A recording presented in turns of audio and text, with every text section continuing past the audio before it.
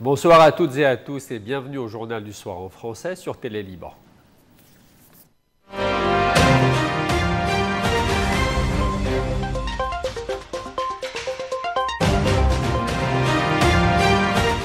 Et juste avant de commencer ce bulletin d'information, toutes nos félicitations à l'équipe nationale libanaise de volleyball qui vient de s'imposer face au Koweït tout à l'heure, sur 4 matchs sur 5. Bravo encore. Dr Elissar Nadaf Jarja a officiellement pris ses fonctions de président du conseil d'administration et de directrice générale de Télé Liban, mettant fin à une longue période de vacances à la tête de la chaîne publique. Sa nomination, actée par le Conseil des ministres le 11 juillet 2025, marque un tournant historique puisqu'elle devient la première femme à occuper ce poste dans l'histoire de la télévision libanaise.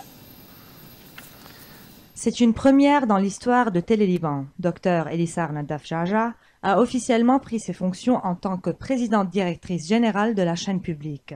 Une nomination historique qui ouvre une nouvelle page pour le plus ancien média audiovisuel du pays.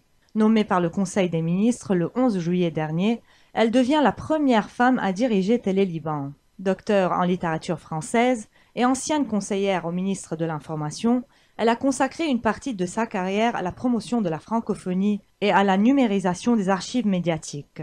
Sa mission ne sera pas simple, redynamiser la chaîne, renforcer son indépendance éditoriale et surtout moderniser ses infrastructures dans un contexte de crise économique nationale. Il va sans dire que les défis internes et financiers que confronte Télé Liban sont nombreux. L'un des plus cruciaux, c'est la situation des employés. Et nombreux sont ceux qui expriment des inquiétudes sur leur salaire et les conditions de travail. Alors, avez-vous un plan pour stabiliser la situation sociale au sein de la chaîne? Oui. C'est vrai que je ressens aujourd'hui une grande fierté, mais aussi un grand défi, un immense défi que je suis prête à relever avec les membres du conseil d'administration de Télé Liban. Mais oui, j'ai ressenti si tu veux, ce sentiment de négligence de la part des employés, des fonctionnaires de Télé Liban et qui travaillent dans des conditions vraiment qui ne sont pas très convenables pour des journalistes qui veulent travailler de tout cœur pour leur chaîne de télévision. Donc ce que je vais faire avec le conseil d'administration de Télé Liban, c'est de travailler sur l'organigramme, mais aussi sur l'augmentation des salaires et sur le salaire minimum, et puis assurer à ces fonctionnaires tout ce qu'il faut assurer pour qu'ils travaillent dans de bonnes conditions. Entre tradition et modernité, la nouvelle PDG veut faire de Télé Liban une vitrine culturelle et citoyenne. Une mission délicate, mais porteuse d'espoir pour l'avenir de la télévision publique. Soirée décisive pour le Liban, alors que débute le processus historique de remise des armes palestiniennes à l'armée libanaise, une révélation surprenante venue des États-Unis attire l'attention. Donald Trump aurait proposé une zone économique à son nom au Liban Sud et demandé à Israël de réduire ses frappes. À Beyrouth, première étape concrète du désarmement palestinien. Des cargaisons d'armes ont été remises à l'armée libanaise dans le camp de Burj el-Brajne. Le président du Conseil, Nawaf Salam, parle d'un moment historique, fruit de l'accord conclu avec l'autorité palestinienne. Washington salue une avancée pour l'unité nationale. Mais au même moment, une révélation étonne. Selon le site américain Axios, Donald Trump aurait proposé à Israël de réduire ses frappes au Liban et même d'envisager un retrait d'un poste militaire au sud. En échange, le président suggère la création d'une zone économique Trump, financée en partie par Riyad et Doha, le long de la frontière libano-israélienne. L'action libanaise et la proposition de Trump ne tempèrent pas l'attitude du Hezbollah. Celui-ci refuse tout désarmement, alors que les autorités libanaises insistent à conserver le monopole des armes au sein de l'État. Enfin, du côté régional, la Ligue arabe réaffirme son soutien au Liban et appelle les acteurs locaux à éviter l'escalade. Entre désarmement progressif, pression internationale et projets inattendus, le Liban se retrouve aujourd'hui à la croisée des chemins.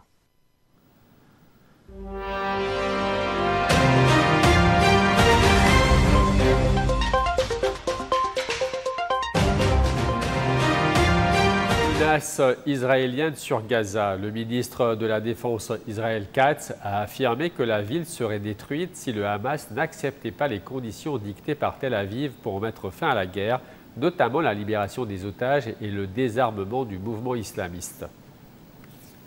C'est une menace claire et directe. Le ministre israélien de la Défense, Israël Katz, a déclaré que la ville de Gaza serait détruite si le Hamas refusait de céder aux conditions fixées par Israël pour mettre fin à la guerre. Bientôt, les portes de l'enfer s'ouvriront sur les meurtriers et les violeurs du Hamas, a écrit le ministre sur la plateforme X, exigeant la libération de tous les otages et le désarmement complet du mouvement islamiste. Il a ajouté que Gaza pourrait subir le même sort que Rafah ou Beth Hanoun, deux villes déjà largement rasées par l'armée israélienne depuis le début de l'offensive il y a près de 2 ans. Sur le terrain, la population paye un lourd tribut, des dizaines de milliers de morts selon les autorités de Gaza et une situation humanitaire jugée catastrophique par l'ONU qui alerte sur une famine imminente. La question des otages israéliens enlevés lors de l'attaque du Hamas du 7 octobre 2023 reste au cœur des négociations. Israël réclame leur libération immédiate et sans condition. L'Égypte, le Qatar et les États-Unis poursuivent leurs efforts de médiation pour un cessez-le-feu de 60 jours assorti d'échanges de prisonniers. Le Hamas a accepté le principe, mais Israël exige davantage de garanties. En attendant, les combats se poursuivent et la menace d'une nouvelle phase de destruction massive plane désormais sur Gazaville, dernière grande enclave encore tenue par le Hamas. Entre ultimatum militaire et négociations diplomatiques, Gaza reste au cœur d'un conflit qui, bientôt 2 ans après son déclenchement, ne montre aucun signe de répit.